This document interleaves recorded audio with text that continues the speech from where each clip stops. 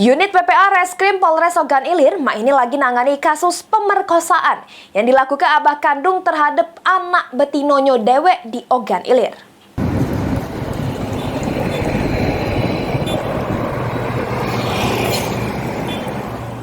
Hal ini dibenarkan Kasat Reskrim Polres Ogan Ilir AKP Muhammad Ilham.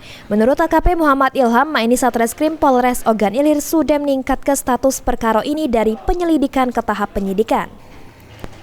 Sejumlah saksi termasuk korban sudah dimintai keterangan untuk mengumpulkan bukti-bukti yang kuat atas pemerkosaan tersebut.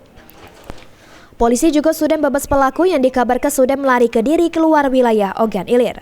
Kasus ini bermula dari laporan korban yang didampingi emaknya ke Polres Ogan Ilir pada 26 Februari 2025. Dari pengakuan korban, pemerkosaan yang dilakukan abah kandung korban tersebut dilakukan secara paksa pas korban kelas 1 SMA.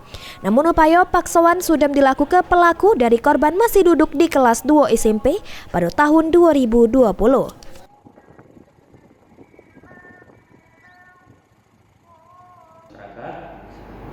Di mana pelapornya adalah seorang perempuan yang mengakui bahwa anaknya atau korban anak ini melaporkan terkait dengan dugaan persetubuhan dengan terlapor ayah kandungnya sendiri. Prosesnya kami telah melaksanakan gelar perkara, kami telah melakukan permintaan keterangan saksi-saksi, dan kami telah menaikkan ke tahap penyidikan. Ahmad Romawi, PAL TV.